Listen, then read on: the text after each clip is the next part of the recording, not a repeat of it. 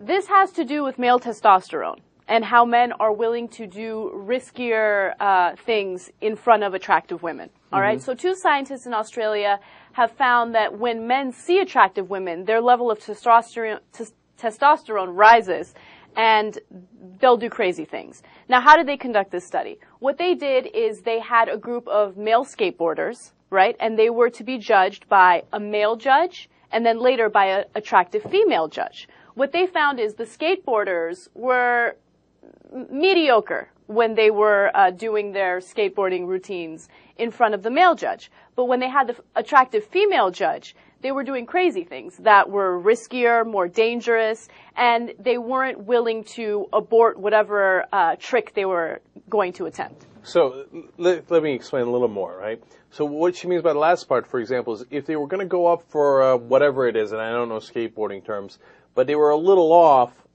if they had a male judge, they'd skip it. They wouldn't do the jump or whatever, right? And they'd just come back and do it again.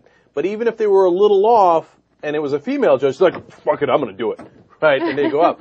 And then what's great is in the end, they hurt themselves a lot more in front of the female judges. Oh my God. But to be fair, they also did better overall. Like if you're judging them on the merits of their jumps and their this and the et cetera, they had better scores, et cetera, in front of the female judges because they were more motivated and they performed better. Now they also took more risks. That's why they got hurt more, right? And now this is a great study because it shows what a lot of people have been suspecting for a long time, that men are idiots, right?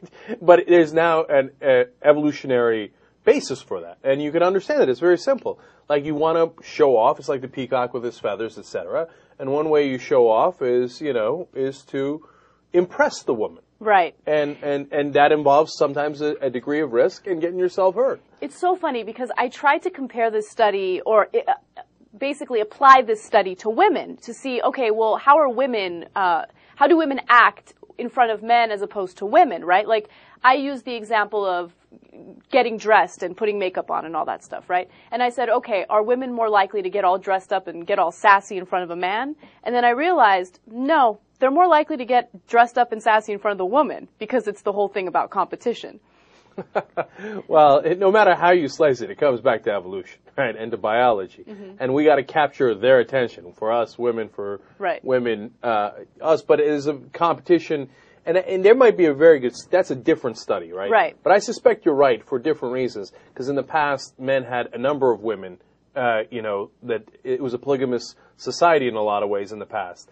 And so that's why women might have been more competitive with each other. Right. In that context, it's more important that you stand out among the women, right?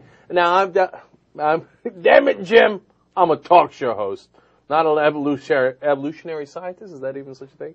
A biologist, okay, an anthropologist. But I love to speculate on that stuff. Now, as far as this study is concerned, a couple of other quick funny things. They had other people judge how hot the female judge was, right? Because they didn't want to, send in someone nasty and the guys aren't motivated. So they're like, no, I'll take it. Because one of the things they said to the guys before they did the skateboarding tricks is, look, you can do high-level stuff or low-level stuff. You just do any trick you like. If you want to take it easy, take it easy. If you want to impress, impress. So they gave them a whole range. So when the women came, she had already been prejudged to be, quote-unquote, a fox. Right. That's the word that they actually used here. And by the way, on a scale of 1 to 7, 7 being very attractive, she was 5.58. I like that, because if she's a 7, she's going to be distracting. You're going to be falling all over the place. 5.58. It's reasonable attractiveness. It's a good attractiveness that you want to do a couple of tricks for, and you think, maybe I get her. And apparently a couple of guys asked her out. I love that. By the way, some people might be wondering, like, okay, well, what does this really have to do with testosterone? How do you test the testosterone? They took saliva samples from the boys after being judged by the men and being judged by the woman. So that's how they were able to find the testosterone. Yeah, our testosterone skyrockets in front of the hot chicks, in front of the foxes, which is awesome.